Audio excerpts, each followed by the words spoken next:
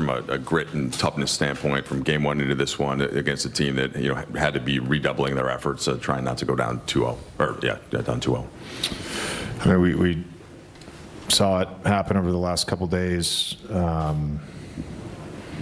with road teams winning game two. I think there's a natural flow to series where the team that loses can relax a little bit, the team that wins can relax a little bit, and the team that loses comes out and plays with more desperation.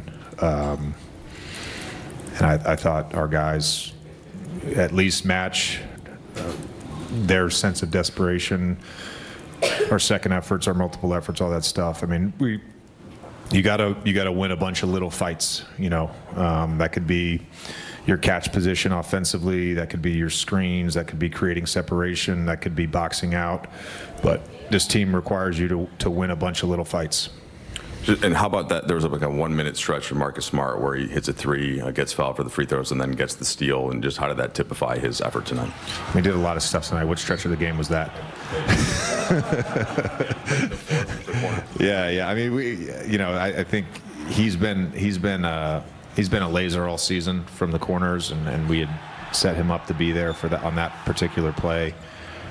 Feeling like that if they went to fire, if they were in rotation, that was the shot we wanted, and he hit a big one. I think he had just gotten to the free throw line and seen the ball go through the basket. And I think he did a great job defensively. Obviously, it takes a full team effort to guard Kevin, and I don't know why I have a first half box score or first quarter box score here, but the job that I think our team did,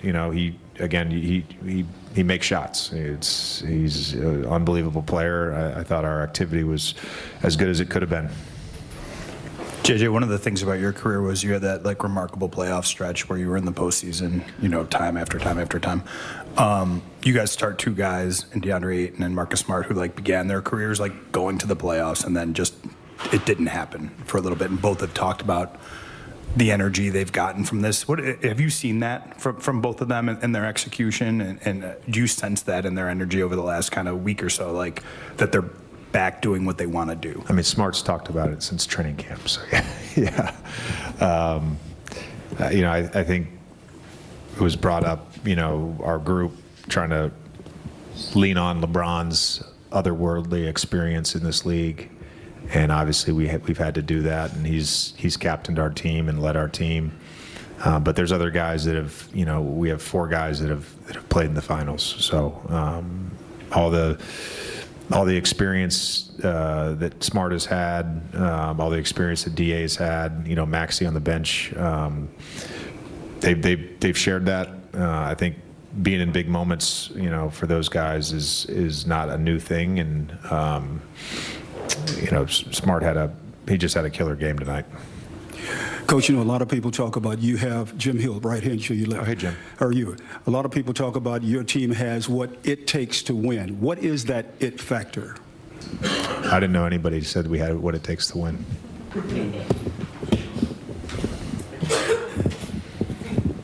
JJ, you head to Houston up 2-0. You head to Houston up 2-0, and I know you challenged this group to elevate at the beginning of last week, and ultimately they've met what you've asked of them. What is it about the collective character of this group that's allowed them to meet the moment? Thank you. I said this earlier this week. The regular season is not a means of punishment. It's a means of building resiliency, and I think our group has, in the aggregate, been an incredibly resilient group, and that's why we have the confidence and belief, and certainly the collective competitive spirit that is needed to be on this stage with, going against a great basketball team in Houston. JJ, we spoke about this throughout the season. When we met with Marcus preseason or during the last offseason, you talked to him about, him being the type of player who needs to be on a winning team or in this type of context to really thrive. What did you see from him, I guess, in previous seasons that led you to believe he still had this level of play in him? And I guess as the play he's had these last two games, kind of what you thought he would be when he joined the team? Well, number one, I competed against him, and I competed against him in the playoffs, so I know what kind of competitor he is. And I got to watch him you know, as a newly retired player, compete at the highest level and play in the finals. So I knew that the moment and the stage was not going to, you know, being a Laker was not going to affect him. We talked about when you kind of go to places that maybe aren't talked about or, let's be honest, as relevant nationally as the Lakers or the Celtics, it can be frustrating. You know, I think every player wants to feel like they're on a team that's playing for something, and I know he was looking for that in free agency, and then, you know, we did a deep dive on a bunch of things on him, in particular just what some of the analytics showed. It's easy to sort of write somebody off as being older and not being as good, but you know, all the analytics defensively, the analytics as a secondary playmaker, they all were very favorable, so we felt really comfortable bringing him on board. A 2-0 advantage in the series. Big news coming in tonight was Kevin Durant would be available and play, but tonight, guys, once again, balance, Laker offense. Great performances from LeBron, Marcus Smart, and Luke Kennard as they combine for 76 points each guy, 23 points or more.